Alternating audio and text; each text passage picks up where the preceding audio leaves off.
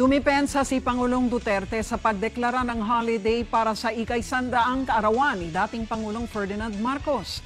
Inamin ni Duterte na pinagbigyan niya ang hiling ng pamilya Marcos. Wala naman daw siya kasing nakikitang mali rito. Nahahati lang din daw ang mga Pilipino dahil sa pagtatalo tungkol sa issue. To the Ilocanos, he was the greatest president. Why do we have to debate on that? It's one day where they can celebrate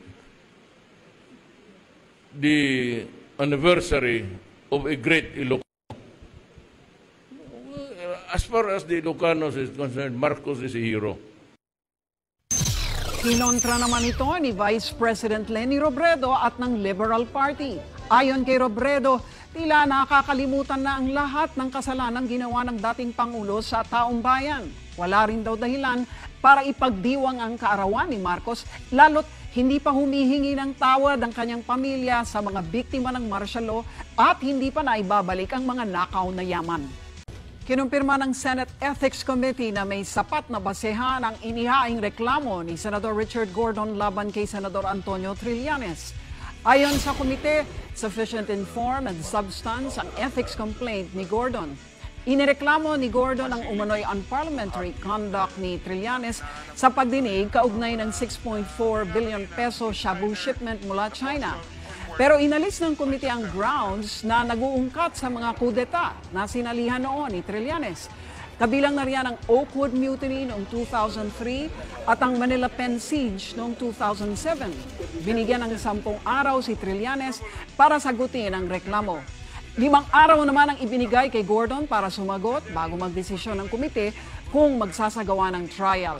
Nahaharap si Trillanes sa suspension o expulsion sakaling mapatunayang guilty. Kung dati si Pangulong Duterte ang inaakusahang may nakatagong yaman, ngayon ibinalik niya kay Senador Antonio Trillanes ang bintang sa kanyang pagharap sa Mindanao Business Conference sa Cagayan de Oro. Sinabi ng Pangulo na may mga itinatagong bank accounts ng senador hindi lang sa Pilipinas kundi maging sa ibang bansa. I'm coming up with Trillanes' bank deposits all over. So I am giving you in a few days the number of deposits that he has with Chinese joint accounts. It's all over. Hong Kong, Australia, America. At dahil sinisira daw sila ni Trillanes sa mga maling akusasyon, ganito rin ang dadanasin ng senador. He has been at it against me, my son, and my family since election. Tapos na yung kampanya, I thought all the while na ganoon talaga politika. Pero ito, he's bent on destroying me. So I destroy him or he will destroy me. Ganun lang yan. Pero sagot ni Trillanes, todo mo na. Do your worst. Do your worst kasi hahabulin at hahabulin din kita. And I will not destroy you by fabricated information, but I will destroy you with the truth. Para patunayan na fake news o peke akusasyon, pumirma si Trillanes ng waiver para masilip ng Anti-Money Laundering Council at Ombudsman ang mga sinasabing bank accounts niya. 12 waivers ito sa 12 bank accounts. Kalakip dyan ang hamon sa Pangulo. Kung matapang ka, kung hindi ka korap, pumirma ka ng waiver kagaya ng ginawa ko ngayon. Pumirma ka, address sa AMLAC, address sa Ombudsman. Kung talagang hindi ka kurakot, pero alam ko na hindi mo yan gagawin dahil duwag ka sa katotohanan. At alam ko na kurakot ka. Buwelta naman ni Trillanes, fake news ito. Hinamon pa niya ang Pangulo na ilabas ang detalye ng sinasabing bank deposits. Handa raw pumirma ng waiver si Trillanes kung sakali. Bagay na hindi ginawa ni Digong noong siya ang sinasabing may milyones sa bank account. Balak naman ni Trillanes sa kasuhan na libel ang mga umano'y naglabas sa social media ng detalye ng mga nasabing account. Kabilang dyan ang broadcaster na si Erwin Tulfo, Communications Assistant Secretary Mocha Uson at 20 Shorna na CNN Philippines na may-ari ng Davao Breaking na unang naglabas ng mga sinasabing accounts. Naniniwala si Trillanes na 3 PMA graduates ang nasa likod ng pagpapalabas ng mga umano'y fake accounts pero hindi niya pinangalanan ang mga ito. Imbes Imbis na humarap sa pagdinig, dumiretso si dating Customs Commissioner Nicanor Faeldon sa opisina ng Senate Sergeant at Arms. May bit-bit na raw itong maleta at handa na rin daw matulog sa Senado. Sinubukan pa ni Blue Ribbon Committee Chairman Richard Gordon na kumbinsihin si Faeldon na humarap sa pagdinig, pero nabigo siya. Hindi naman siya nagmamatigas. Humble ang dating niya. Magalang. Sabi niya, talagang yun ang desisyon niya. Sinulat niya na raw yun sa akin at sa committee na hindi siya aharap dito at sa husgado na siya mag-aabang. Itinuloy ang pagdinig kahit wala si Faeldon. Humarap dito si MIA Assistant General Manager Colonel Allen Capuya na di umano'y alias Big Brother. Binigyan umano ng broker na si Mark Taguba ng 1 milyong pisong tara si Capuyan. Aminado si Capuyan na minsan na niyang nakamiting si Taguba, pero pinakilala lang daw ito ni Jojo Bacud na isa ring empleyado ng Customs dati at lower classman ni Capuyan sa Philippine Military Academy. I politely said I will try to look into his concerns, but with no commitments.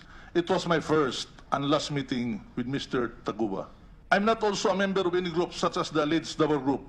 I'm not also related or have any acquaintance or negotiation with any Chinese personalities suspected to have brought in drugs. Pero di bumenta kay Gordon ang paliwanag ni Capuyan. Hiningi naman ni Lacson mula kay bagong Customs Chief Isidro La Peña ang listahan ng lahat daw ng kargamento na nabigyan ng alert order sa ilalim ng pamumuno ni Faeldon. Nagtataka raw kasi si Lacson kung bakit napakabilis malift ng alert status ng mga questionabling shipment. Gayong dapat daw ay mabusising ini-inspection muna ang mga ito. Kapag nag-issue ka ng alert order today at nilift mo in 1 week, something fishy must have happened. I agree. In other words, walang inspeksyon nangyari. No? Nagkabigayan lang. Ayon kay Taguba, basta may tara, mabilis na natatanggal ang alert status sa kanyang shipment. Itinuro rin ni Taguba ang dating direktor ng Import and Assessment Services na si Milo Maestrecampo. Ang nangyari po, pumunta po ako ng Starbucks. Nandun po si Milo at saka si Noel nag-uusap.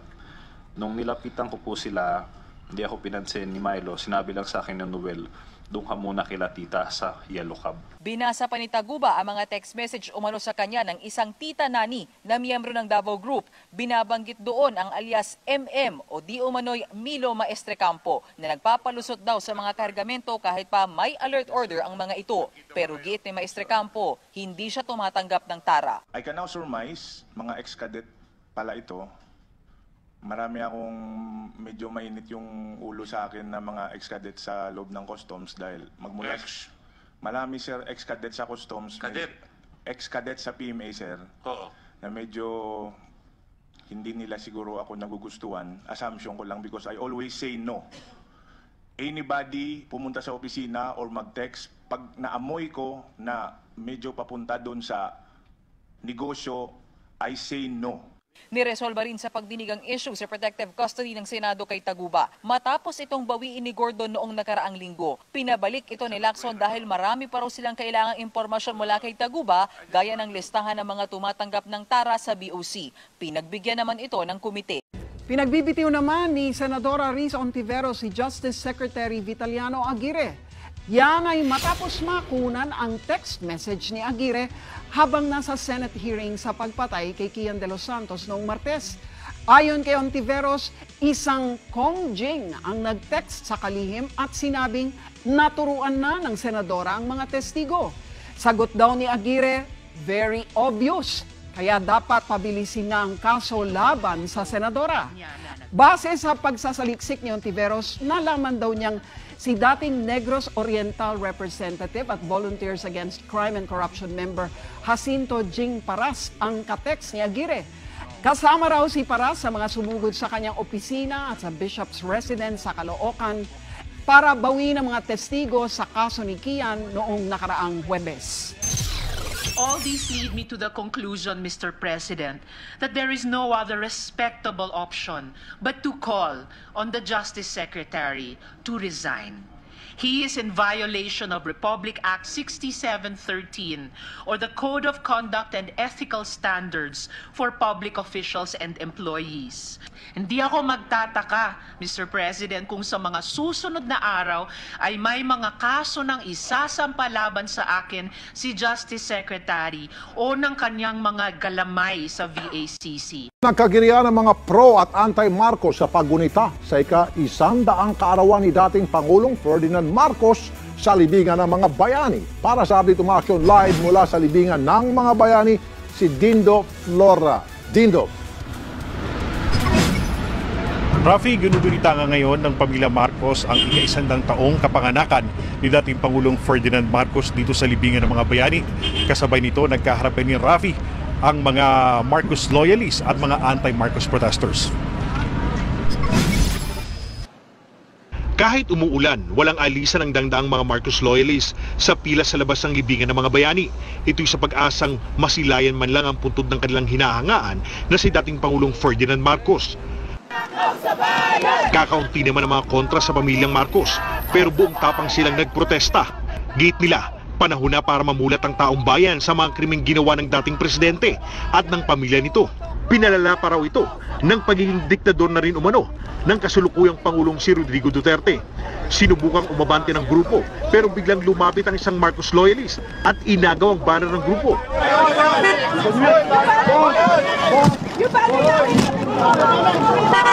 Pero di nagpatinag ang mga anti-Marcos.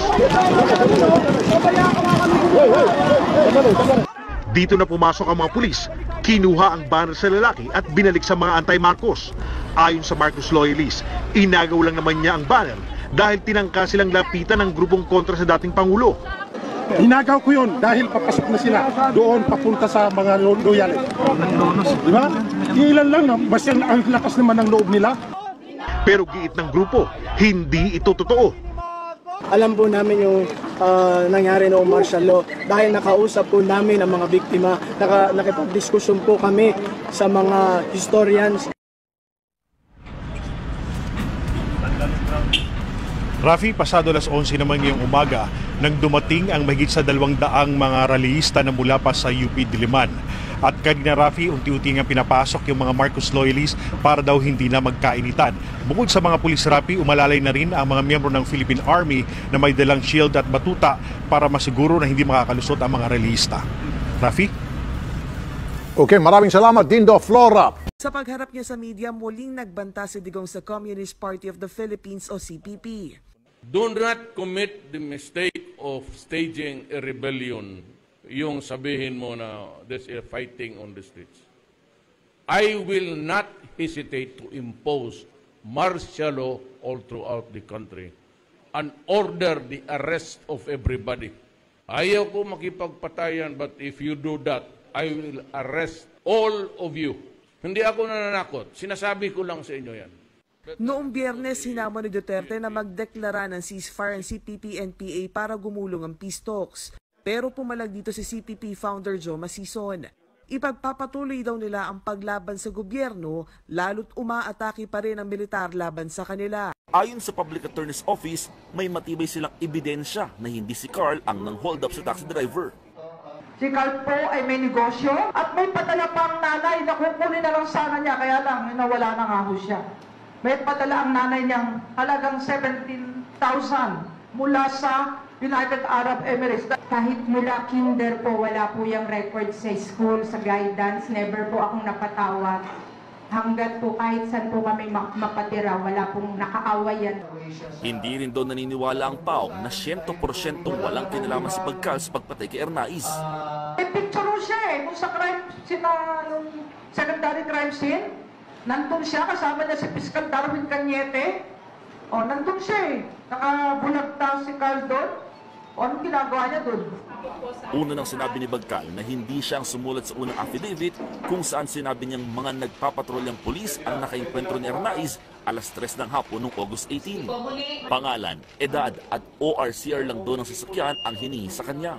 Pero giit ni NCR Police Chief Oscar Albayalde, may video mismo na ihayag ni Bagcal ang nangyari. Kaduda-duda rin daw ang sinasabi ni Bagcal na scripted ang pamamaril kay Ernaiz. Ang PAO nagbabala kay Bagcal. Yung nagpagamit siya, may pananagutan siya. Pero kung talagang totoo sasabihin niya, pwede siyang mag-state witness. Pero alam naman niya hinahanap siya ng NBI. Naging emosyonal naman si Volunteers Against Crime and Corruption Founding Chair Dante Jimenez. Hindi na raw kasi niya matanggap ang nangyayaring tila sunod-sunod na pagpaslang sa mga kabataan.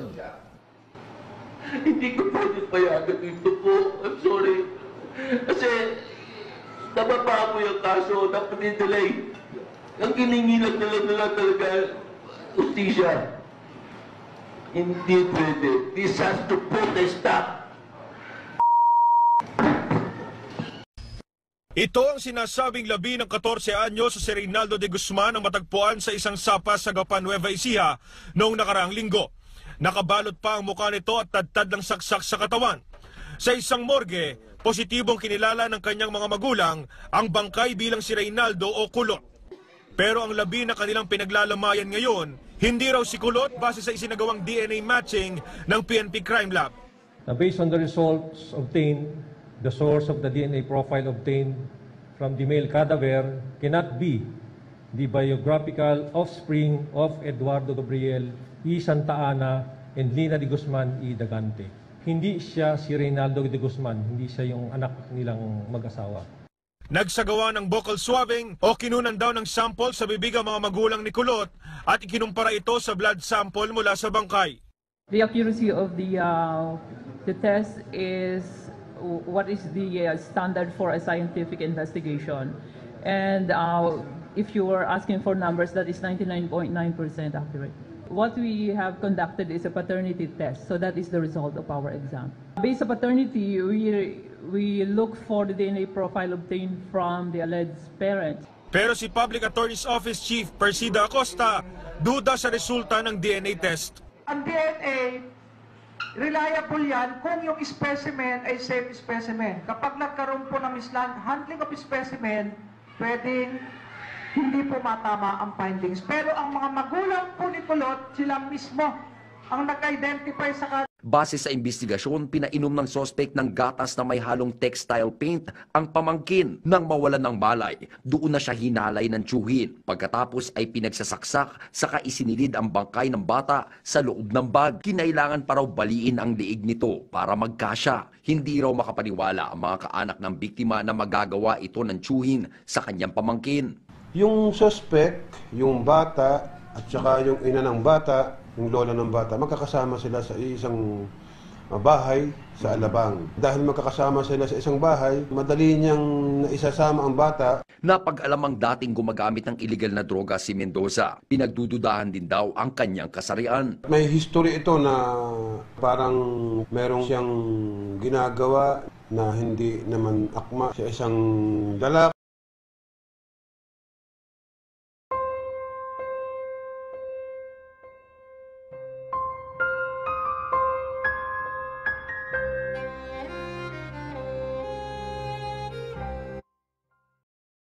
Sabi ni Presidente, sinasabotahin lang daw yung kanyang war against well, posibleng may information siya, pero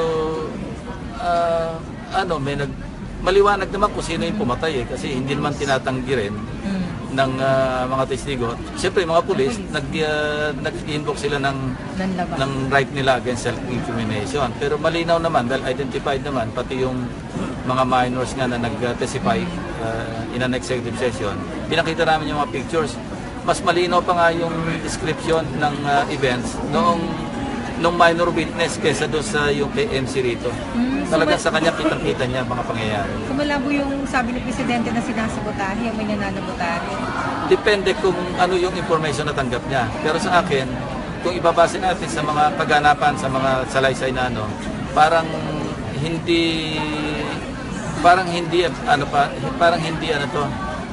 hindi credible yung gano'ng observation na sinasabotahe. But of course, mahirap yung salita na tapos. Baka meron siya pinanghawakan na iba na hindi natin alam. Sir, may advice sa kala Bato na huwag pa magpasindak sa mga senador lalo na kay Trillanes. Sa muna na lang daw ng duwelo. Ang pulis dapat hindi nasisindak. Dapat hindi umiiyak. Basta yung nakita ng 21-year-old, escorted sila ng pulis. Kaya nakilala niya rin. Nasa loob ng police cars. sa loob ng police car.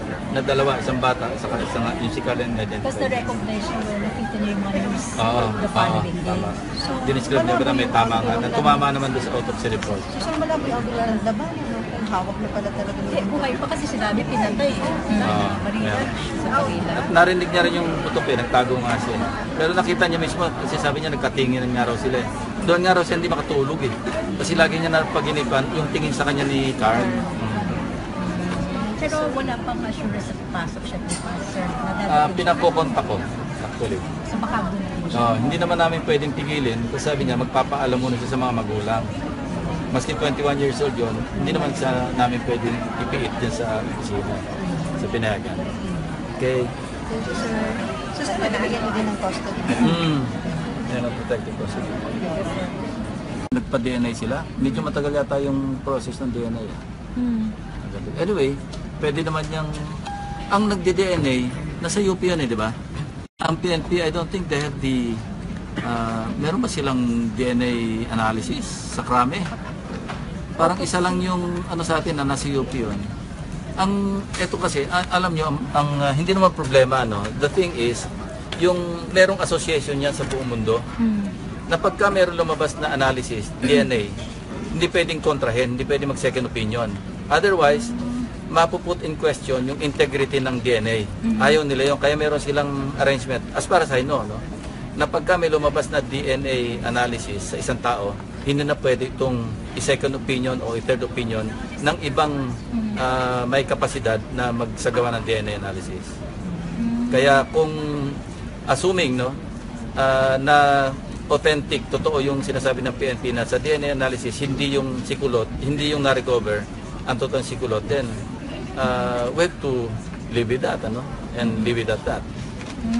Pero sabi lang nila, incorporate na lang yung may resolution Senator Grace po para sa mga bata. So doon na lang. Kasama na yun kasi yung catch all naman yung mga resolutions yung na-file, pati privilege speeches. Hindi naman limited doon sa Kian killing at hindi rin limited sa kundi mga iba pang pinaghihinlaang extrajudicial killings. So masasama na yun dyan. At bukas yung pagdinig natin. DNA nga raw, sir, DNA result. Ano yun? Final yun, hindi pwedeng Yun ang pagkaalam ko kasi meron silang association na kung saan ginagalang nila yung DNA result ng bawat bansa. Kaya hindi pwedeng ipadala yan pa sa Amerika para questionin. Pero sir, kung sabihin man hindi yun sikulot, the fact remains na merong Kian, merong Arnaiz, di ba? Well, may nagpunta sa opisina, hindi ko lang nakausap last Thursday, na sinasabi niyang na-witness niya noong nasa sasakyan si Carl na may kasamang bata na kaya nga kailangan pa-identify din doon kung pupunta kasi magpapaalam daw sa kanya mga magulang. Meron naman siyang notes na iniwanan sa office na sulat kamay niya na dinescribe niya pa very vividly yung itsura ni Carl kasi nagkatinginan pa sila na nasa loob ng sasakyan ng mga pulis at nakita niya yung tama sa may bandang ulunan na tumama naman doon sa autopsy report. So hindi namin siya pinagdududahan na hindi siya tunay na testigo.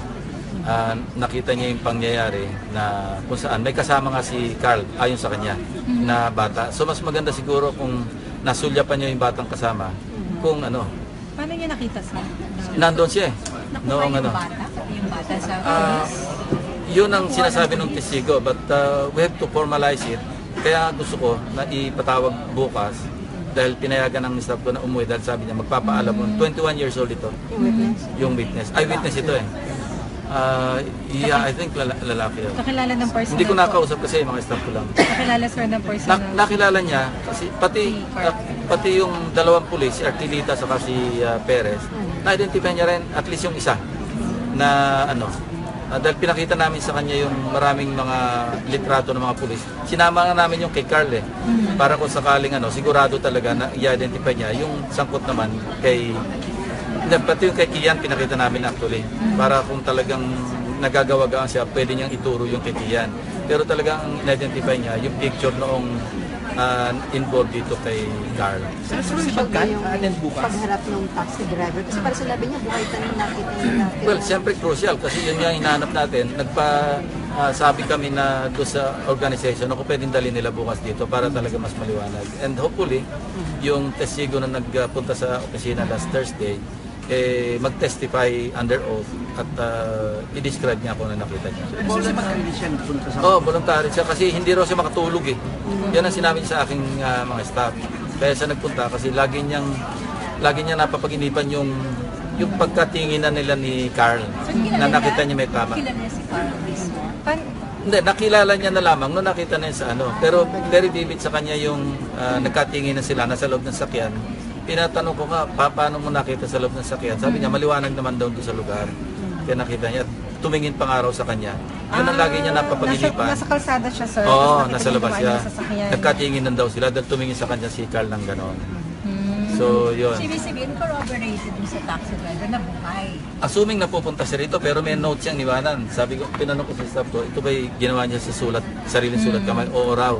At pinirmahan. Pero of course, hindi naman yun subscribe, hindi naman to nasumpaan. So, kailangan talagang i-formalize niya. And hopefully, he will come tomorrow to formalize his testimony. So with the... Okay. Nagpunta nga lang dyan sa office ko eh. So wala pa may hawak doon sa witness na nagbibigay ng protection? Hindi, may address naman. Nasa probinsya. So ano oras yun nakita niya? Sinabi niya?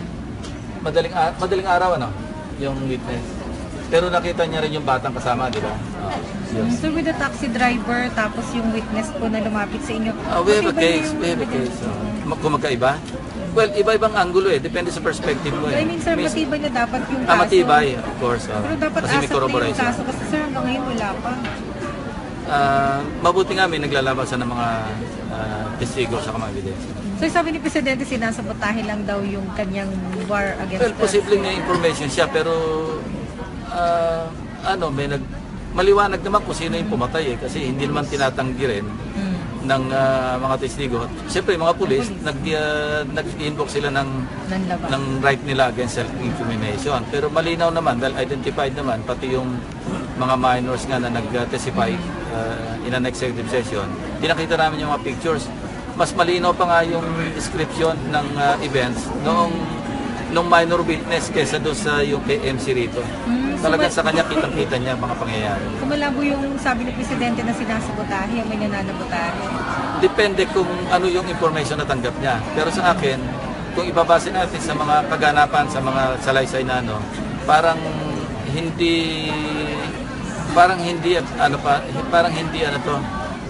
hindi credible yung ganong observation na sinasabotahe. But of course, mahirap isalita na tapos. Baka meron siya pinanghawakan na iba na hindi natin alam. Sir, may advice sa kala Bato na huwag pa magpasindak sa mga senador lalo na kay Trillanes. Sa muna na lang daw ng duwelo out. Ang pulis dapat hindi nasisindak. Dapat hindi umiiyak. Basta yung nakita ng 21-year-old, escorted sila ng polis. Kaya kilala niya rin. Nasa loob ng police cars. Sa loob ng police car. Na dalawa, isang bata, isang yung si Kalen na identified. Tapos na-recognize yung nakita niya yung mga news the following day. So, diniscribe niya ba may tama nga. Tumama naman doon sa autopsy report. So sir, malabo yung agulan ng daban, ang hawak na pala talaga. Hindi, buhay pa kasi sinabi pinatay. At narinig niya rin yung putok eh, nagtago nga siya. Pero nakita niya mismo, kasi sabi niya nagkatingin nga raw sila eh. Doon nga raw siya hindi makatulog eh. Kasi lagi niya napaginipan yung tingin sa kanya ni Carl. Pero wala pang assurance na papasok siya ni Pastor. Pinakokontak ko, actually. So baka doon. Hindi naman namin pwedeng tigilin. Kasi sabi niya, magpapaalam muna siya sa mga magulang. Maski 21 years old yun, hindi naman siya namin pwedeng ipiit dyan sa opisina, sa pinayagan. Okay. Thank you, sir. So, sir, nabigyan mo din ng custody. Yan ang protective custody.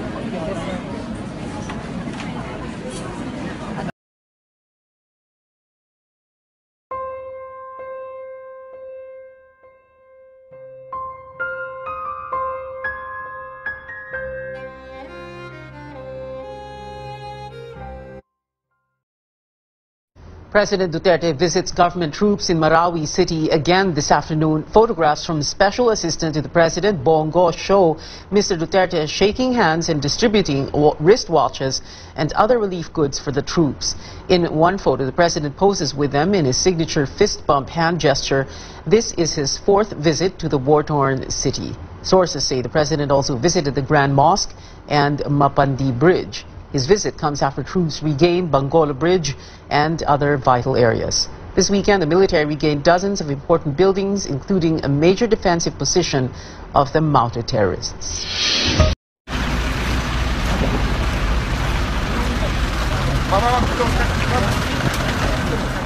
Tayo sa Grand Mosque.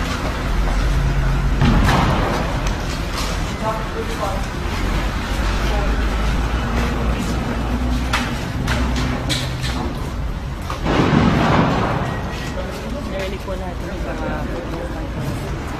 dyan sa tubig sa may yan pa rin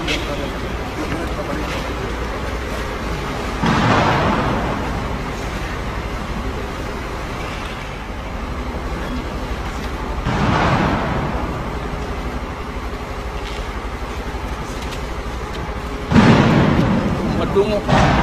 Marinig mo yung utab dyan? Yes, sir. Sir, makuhaan ng po. Oh, lakas. Tago ako sa likod mo.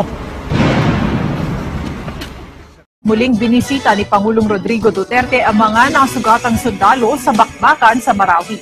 Binigyan ng medalya ng Pangulo ang mga sundalo na nakakonfine sa Camp Evangelista sa Cagayan de Oro. Hindi pa raw masasabi ng Pangulo kung kailan matatapos ang gulo sa Marawi. Wala rin daw siyang pakialam kung abuti ng 1 taon ng gyera. Ang importante raw ay ang makapagligtas ng maraming buhay. Kinumpirma rin ni Duterte na kinausap ni Presidential Peace Advisor Jesus Dureza si dating Marawi Mayor Omar Solitario Ali para makipag-usap sa Maute. Pero hindi raw siya pabor sa proposal ng mga terorista na ligtas o makaalis kapalit ng mga hostage. Muli ring nagbabala ang Pangulo sa mga rebeldeng komunista. Commit the mistake. Hindi ako nananakot. Do not commit the mistake of staging a rebellion. Yung sabihin mo na there's a fighting on the streets.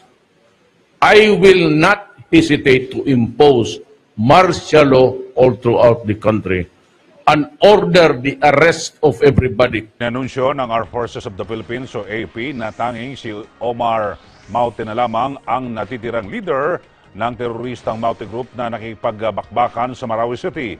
Pero naniniwala naman ang AP na ang Abu Sayyaf leader na si Isnilon Hapilon ay nanatili pa rin sa nasabing lungsod. Si Vic Sumintak sa detalye. Tanging si Omar Maute na lamang sa 7 magkakapatid ang natitirang leader ng teroristang Maute Group na nakikipagbakbakan sa tropa ng pamahalaan sa Marawi City. Ito ang inihayag ni AFP spokesman Brigadier General Restituto Padilla sa Mindanao Hour sa Malacanang. Sinabi ni Padilla ito ang iniulat ni Lieutenant General Galvez na tumatayong ground commander ng Task Force Ranao na siyang nagsasagawan ng ground out air assault sa mga teroristang Maute Group sa Marawi City.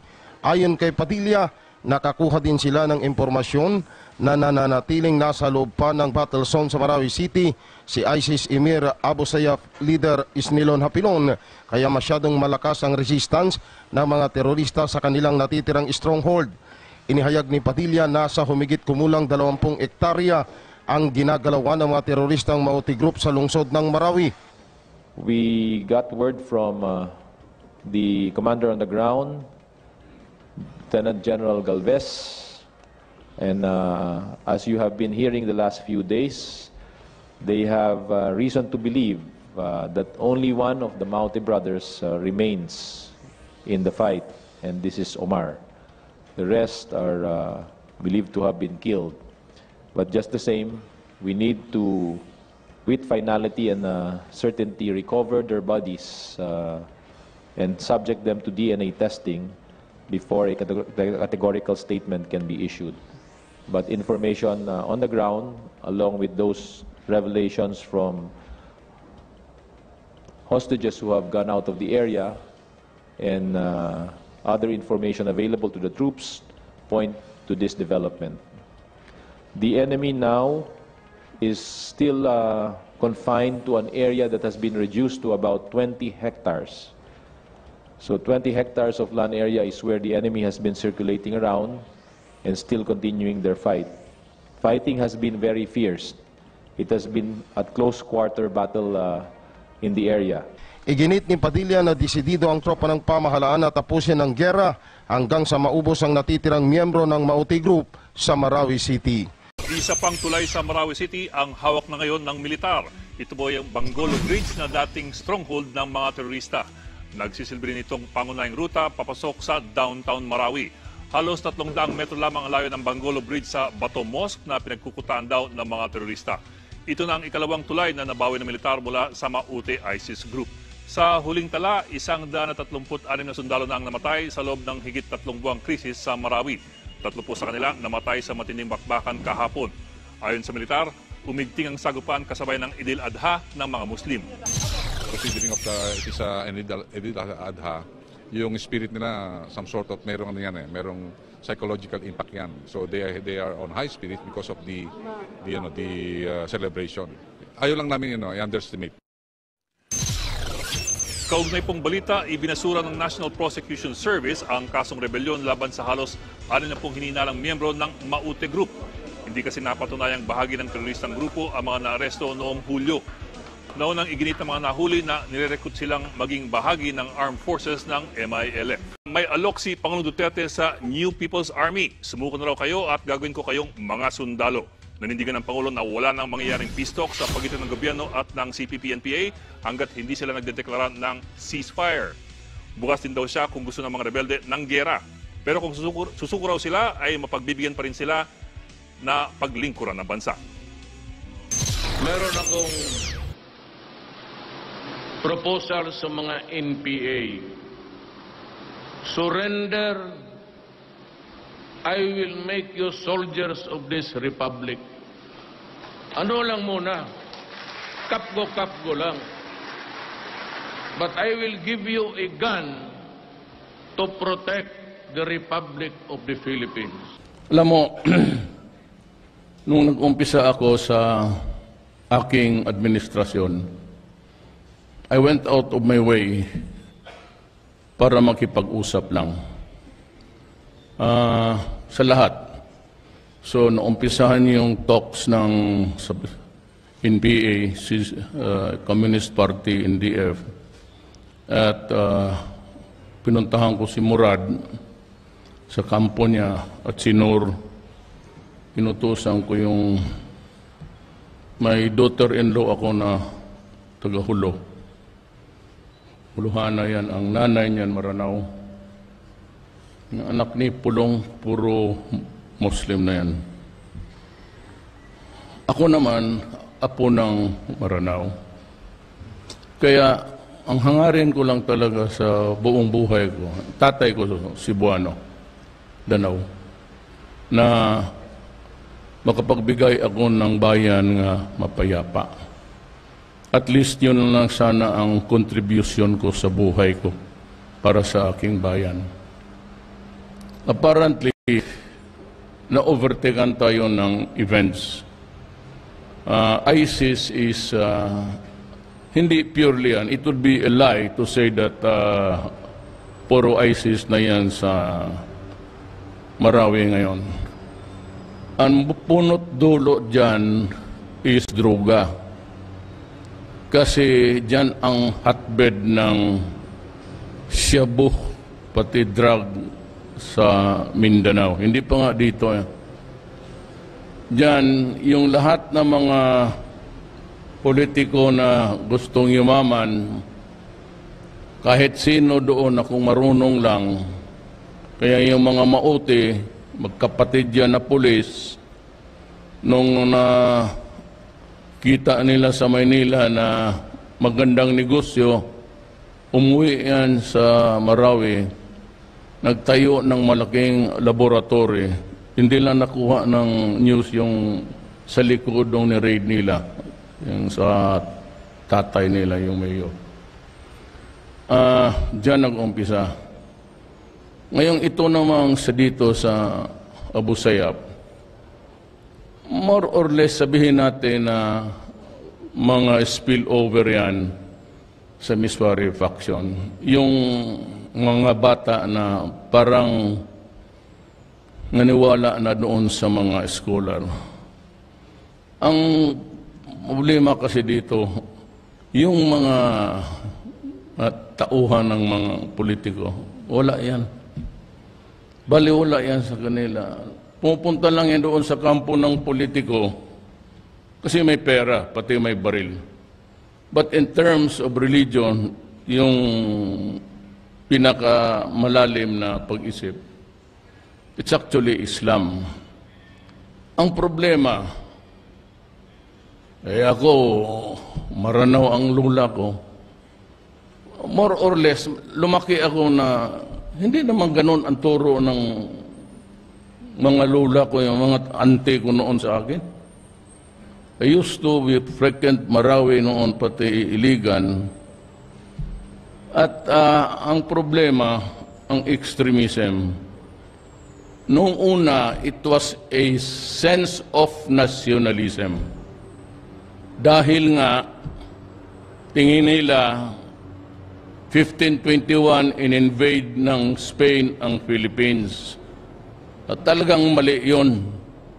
Then they sat in this country for 400 years. Kaya hanggang na Pilipino ang lahat ng Malay, we belong to the Malay race. The Indonesians are Malay. The Malaysians, Indonesians, Brunei, Philippines are all brothers and part of what we would call the Sri Visayas Empire noong unang panahon. Pagdating ng Espanyol, ayun na, nung dumating sila sa Mindanao, ang Espanyol, Islam was already ahead here as a religion by about 50 years. So, nung dumating yung Kachila, they attempted to cultivate the religion and tried to impose the rule, but they were not successful. Nung dumating yung Amerikano, because ang armas, bagi sa Kachila, nakakita na nila ng gunpowder, kita nilang muskets, those were the rifles of the times. So, ganon ang history. Yung kalahati ng almost Philippines, ang Visayas, naging stronghold ng mga Espanyol at Amerikano at naging Katoliko talaga, Kristyanismo ang ating reliyon.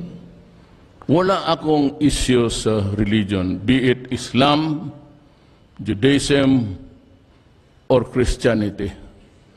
We live in this same basic principle of the sanctity of life ng buhay ng tao.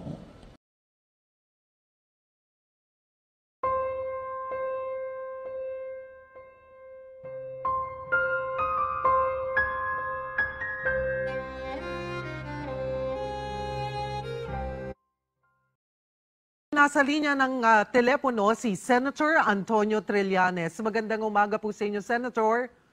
Magandang umaga po sa inyo, Ms. Cheryl. Opo, Senator. Diretsahan tanong na po, may tagong yaman ho ba kayo at may joint account ba kayo sa isang Chinese businessman? Wala po. Hindi po totoo yan.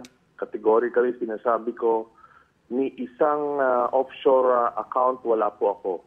At papatunayan ko yan, pipirma po ako ng waiver ng bank secrecy law. Mamaya, ibibigay ito, papareceive ko ito sa AMLAC. Opo. At ganun din sa Ombudsman. And I will take it a step further. Yung accounts na sinasabi nila, maghahanap tayo ng isang bangko dyan, isasama natin yung ombudsman at yung media at mag-walk-in sa mga bangko na yan para tanungin mismo yung kung meron bang account na ganyan o wala. So, para makita natin dito na wala akong tinatago and at the same time, papakita ko na sinungaling itong si Duterte. This is not the first time na nagsinungaling yung tao na yan. Pero hindi ko siya pakakawalan dito ngayon. I will prove na talagang sinungaling siya. And ibabalik ko ngayon ito sa kanya. Pag pirma ko ngayon ito at na-disprove ko itong accusation niya, ibabalik ko sa kanya ngayon. Pumirma ka na ngayon ng bank account mo, ng waiver mo, para sa ganon malaman din ng taong bayan na ikaw ay isang kurakot. Buwelta naman ni Trillanes, fake news ito. Hinamon pa niya ang Pangulo na ilabas ang detalye ng sinasabing bank deposits. Handa raw pumirma ng waiver si Trillanes kung sakali, bagay na hindi ginawa ni Digong noong siya ang sinasabing may milyones sa bank account.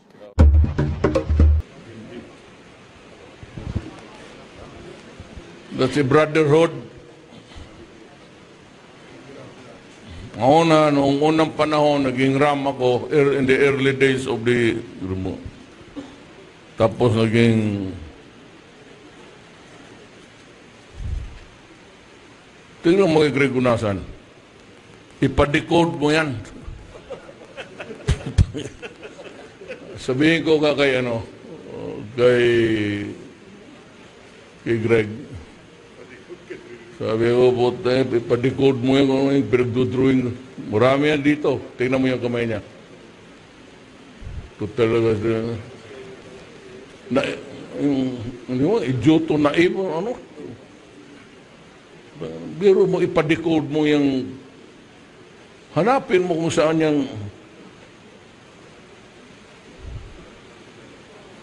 yung magano na issue, dadalhin mo doon sa Senado. You cheapen the institution.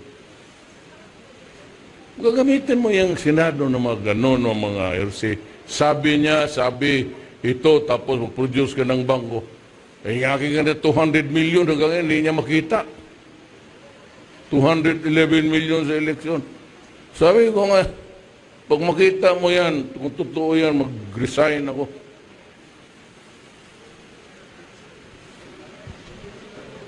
Sir, maayong gabi. Ako si Divina Suson. I am writing for Davao Today. Is it true that former Mayor Omar Solitario negotiate or attempted to negotiate with Maote? Do you have any knowledge? No, yes. He was commissioned by Doresa.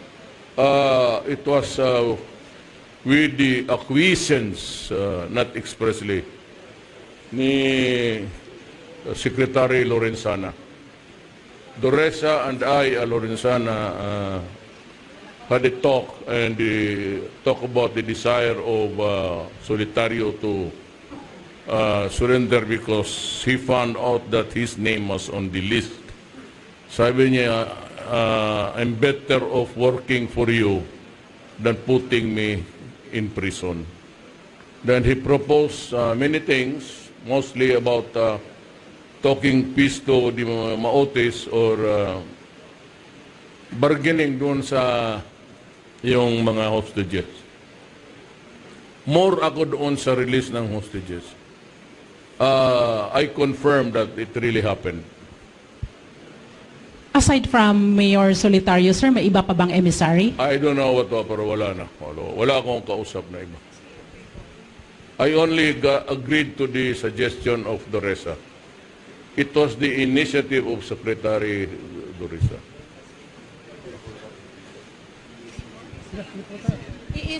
Are you in favor, sir, of the negotiation with the Maote? They will be treated as criminals. If they surrender, they will be prosecuted. But they will be treated as human beings. If they choose to fight, then the state has the right to kill them. Simply they are rebelling. So with the NPAs. Kasi ang NPA hindi mo na kasi ngayon actively yung front nila, wala na silang tago-tago. Their meetings are in public. Hinayaan ko lang, sige. Pati yung liga nila, mga leftist organization, harap-harapan na nagipagkita na sila. Sabi ko, sige. Sabi ko, hayaan mo. But do not commit the mistake. Hindi ako nananakot. Do not commit the mistake of staging a rebellion. Yung sabihin mo na there's a fighting on the streets. I will not hesitate to impose martial law all throughout the country and order the arrest of everybody. Kaya may kampo ako o wala, hindi ako nananakot. Pero gagamitin ko talaga ang armed forces pati police. Ayaw ko makipagpatayan, but if you do that, I will arrest all of you. All of you. Hindi ako nananakot. Sinasabi ko lang sa inyo yan. Huwag kayong magkamali. You can demonstrate sa streets the coming days. I am ordering the military to stay in the barracks, but be prepared for war. Ang police, sabi ko, sa istasyon lang kayo, we just assign a few traffic policemen. But kung sabihin mo nila na mag-demonstrate sila, ganon marami, okay, fine. Pababain ninyo lahat sa yung nasa bukid. I don't mind. But I will declare that day a holiday.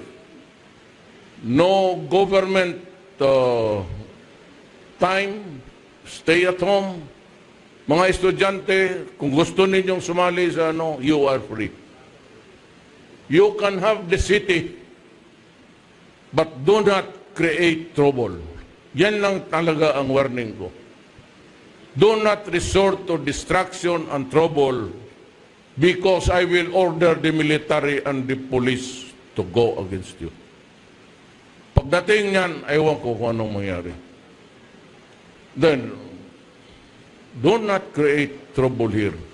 Alam ko yung mga legal nila na fronts, pati yung usap harap-harapan na, okay lang yan. Pero huwag kayong magkamali na magsunog dito, magbandalism. I will not accept it. Ang kaharap ninyo, baril. Sigurado yan. Sigurado niya, paglabas ng sundalo, pati pulis, baril ang kaharap ninyo. And if you want something to happen, let it happen. Para magkaalaman na ano ba talaga itong bayan natin. We want to destroy it? Fine. So we can start Let us go into spasm. Wala akong problema dyan. Pero eternally na dito, ambos doon po, nauubos na yung sundalo ko, pati polis. Raid ng mga estasyon dito. Kaya wala man kayong estasyon, wala akong magantihan. Pero yan ang hinihintay ko. Yan talaga ang hinihintay ko. An overt act to destroy government. And I will decide kung hanggang saan tayo abot. I am prepared. I do not expect anything, but I am prepared for everything. Sir, President Gallardo, Mindanao, sir. Sir, in the future, in the near future, if maganda ang outcome, this is Marawi again, sir. Magandang outcome ng armed forces, ang victory in Marawi. Will you lead the raising of the flag just to signify the closure of the problem? And the second question, sir, kung yung si Omar kasi nag-ano siya na Maotis can leave the Marawi in exchange for the safe release ng hostages. Hindi masyado ko narinig, nagbabounce kasi siya. Ano ang statement niya? Actually, it was triggered daw by you, sabi nila, by your statement. Sabi ni Omar na, okay, safe passage for out ng Mauti and safe release. Iwanan na lang ang hostages sa Marawi. No way. So you, No way, sabi pa ni Pulong. Kay Trillanes, no way. so you will lead the raising of the flag at the... No, it's not a time for celebration. You do not celebrate because you killed fellow Filipino. We will do it because we have to restore the dignity of the place. And aside from that, maybe I'll congratulate them. But that's all. We do not have to spend money for food and wine just to celebrate the defeat of another Filipino. Tapos pinatay. That is not a cause for a joyous event. It saddens us. Kasi sabi ko sa iyo, maranaw ang lula ko. So what do you think, anong iniisip ko ngayon? Sige daw, try to fathom it if you can. I'm mixed. My father is a Cebuano. But what do you think of the suffering there, including my cousins? Nandiyan sa evacuation centers. It is not a cause for celebration. The eventual end of this sad saga, that it will teach all of us. The army, they have to revise the doctrines about fighting because it's a new thing about building for building. Kagaya ng Iraq, Syria, hanggang ngayon sige away. Because sa Mosul, Aleppo, talagang nasa building, nakaposisyon na eh. So kaya marami.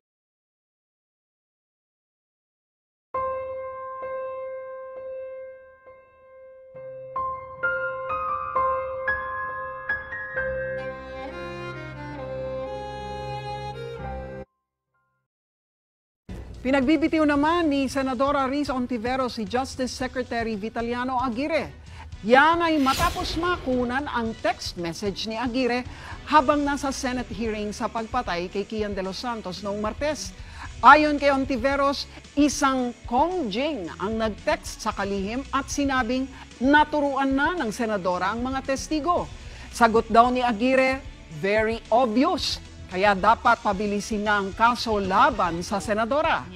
Base sa pagsasaliksik ni Ontiveros, nalaman daw niyang si dating Negros Oriental Representative at Volunteers Against Crime and Corruption member Jacinto Jing Paras ang kateks ni Aguirre.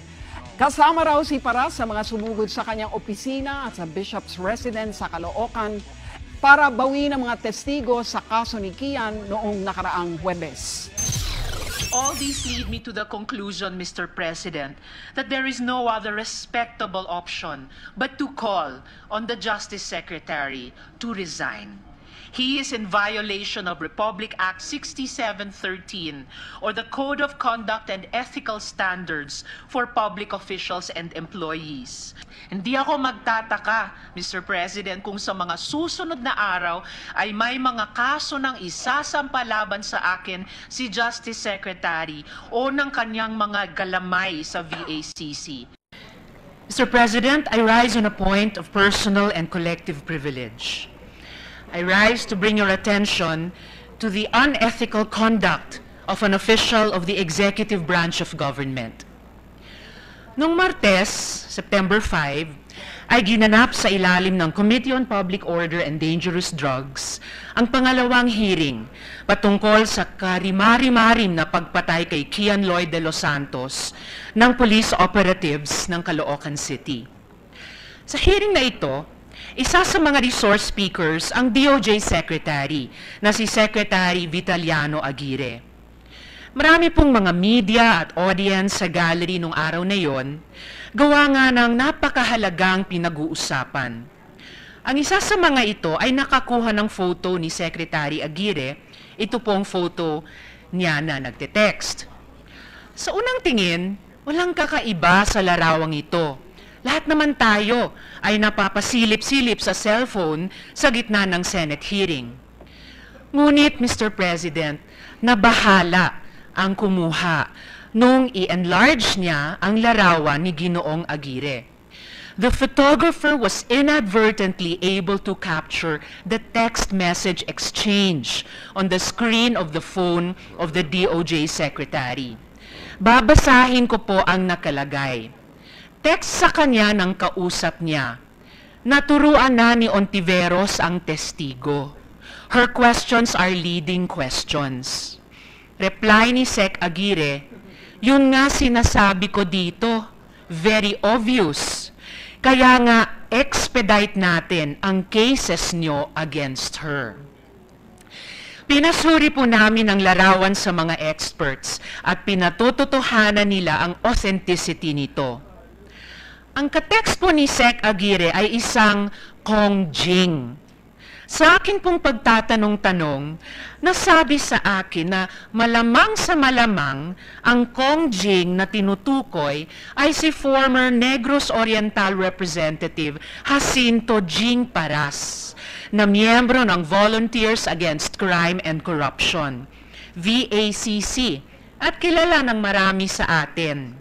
Matatandaan na ang grupong ito ang nag-file ng impeachment case laban kay Chief Justice Sereno at nag-announce na magfa-file din ng impeachment laban kay Ombudsman Conchita Carpio Morales.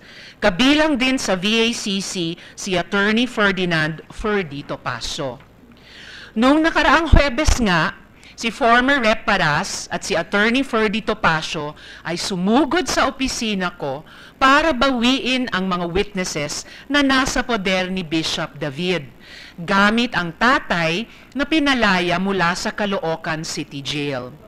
This, Mr. President, despite the consent letters we had from the witness's mother in Oman, from her 22-year-old sister, and from the father himself.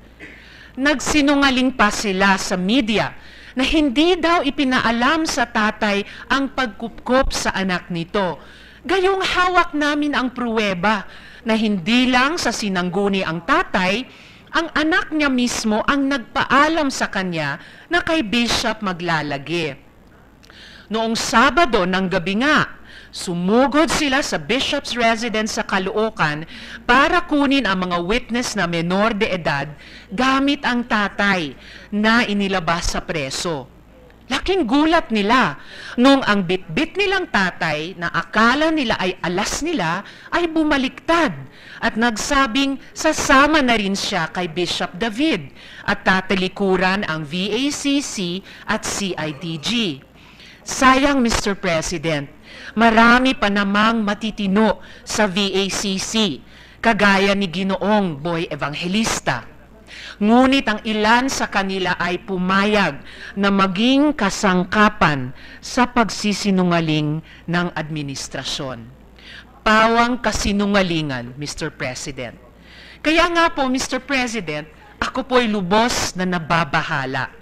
First of all, by saying tinuruan ko ang testigo, is Secretary Aguirre accusing me of witness manipulation?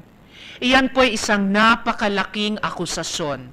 I'd like to know exactly what part of the testimony of the witness, MC, did not pass the bar of truth of the good secretary. What part of it did he think was a product of my manipulation? Sa totoo lang, the testimony of the witness was consistent with the findings of the ballistic exam and with the post-mortem reports of both PAO and the PNP Crime Lab. She did not implicate anyone surprising, nor name any perpetrators beyond those already suspended. Moreover, the DOJ is handling the case filed by the NBI, which relied upon the testimonies of these witnesses. Ang sinasabi ba niya ay itong witnesses na ito ay minanipula o tinuruan? Gayong haharap ang mga witness na ito sa kanilang departamento para sa preliminary investigation. At best, Mr. President, this undermines the Bureau and the department's own work. Second, Mr. President, is the DOJ Secretary plotting a case against a sitting senator while a Senate proceeding is going on right inside the Senate session hall?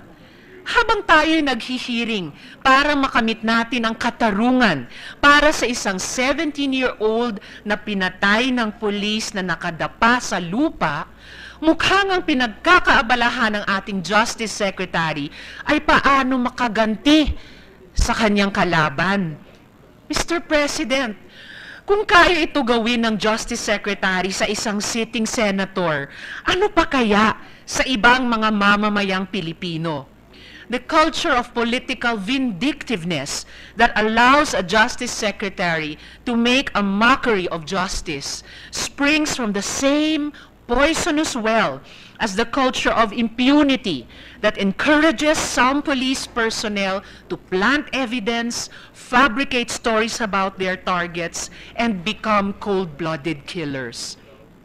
Hindi ako magtataka, Mr. President, kung sa mga susunod na araw ay may mga kaso ng isasampalaban sa akin si Justice Secretary o ng kanyang mga galamay sa VACC. If the Justice Secretary wants to file cases against me, see you in court, Mr. Aguirre.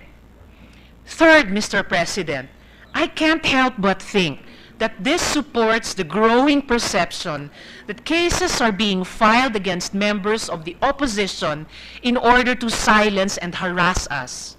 Si Senator Laila, kinasuhan ng drug charges gamit ang mga testigo na convicted criminals, malinaw na paglabag sa batas hinggil sa state witnesses.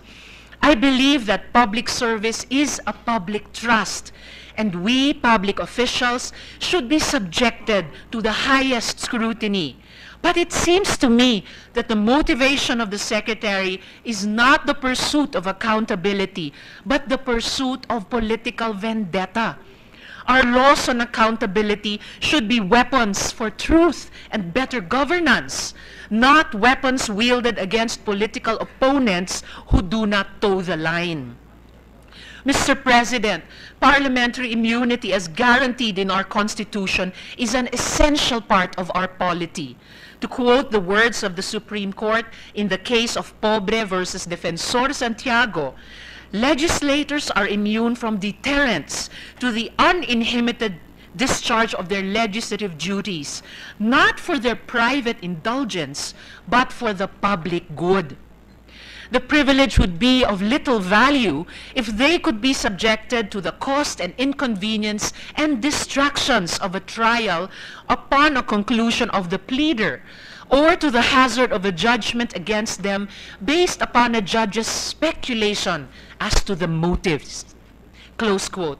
I am calling on my colleagues in the Senate, Mr. President. Perhaps it is due time to review provisions of law, both in the Constitution and in the revised Penal Code, on parliamentary immunities and privileges, and our right, as well as the right of the people we represent, to be protected from these baseless suits. Opposition legislators voted by the people are charged on the flimsiest of evidence. Criminal cases are being used as weapons by the executive against the legislature. Let me spell out why the behavior of the Justice Secretary is so unethical, Mr. President, and so unbecoming a member of the civil service. Here is the Secretary of Justice, the head of the principal law agency of government, and whose functions include the prosecution of offenders. He has supervision and control over prosecutors who conduct preliminary investigations to determine whether or not there is probable cause against an accused. Kung sa simpleng lengguwahe ng kalye, ang opisina niya ang nagpapasya kung tutuluyan ang kaso laban sa akusado. Anyone with that kind of power must hold himself to the highest standard of impartiality. But this is apparently not important to the good secretary. Siya po'y nakikipagkuntsabahan sa isang grupo para magsampa ng kaso. Kaso na opisina din niya ang magpapasya kung may probable cause o wala. There are no words, Mr. President, for this kind of lutong Macau. There are no words. Mr. President, Hindi na bago sa atin ang kapalpakan ng Secretary of Justice. Hindi ba siya din ang nagkalat noong kasagsagan ng pagbomba ng Marawi na sina Senator Bam at Senator Sani Trillanes ay nagpunta sa Marawi at nakapagpulong sa mga sangkot sa siege? Hindi ba opisina niya ang nag-downgrade ng kaso ng mga pulis na pumaslang kay Albuera Mayor Rolando Espinosa? Hindi ba siya ang nakipagkita kay Jack Lam sa isang hotel sa The Fort, bagamat si Jack Lam ay may mga hinaharap na kasong nakahain at iniimbestigahan? All these lead me to the conclusion, Mr. President, that there is no other respectable option but to call on the Justice Secretary to resign. He is in violation of Republic Act 6713 or the Code of Conduct and Ethical Standards for Public Officials and Employees. To quote Section 4B of the said law, public officials and employees shall perform and discharge their duties with the highest degree of excellence, professionalism, intelligence, and skill. They shall enter public service with utmost devotion and dedication to duty. They shall endeavor to discourage wrong perceptions of their roles as dispensers or peddlers of undue patronage. Secretary Aguirre undermines our justice system, and his continued stay in office is a vulgar insult to the Filipino people and our efforts for a more just society.